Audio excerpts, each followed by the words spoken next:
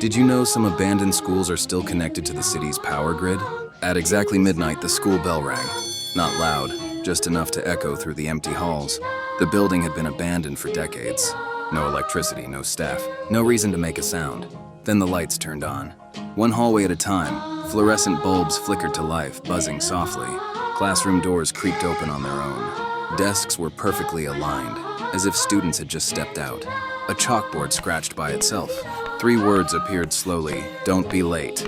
The bell rang again, longer this time. Footsteps echoed upstairs, but every classroom was empty.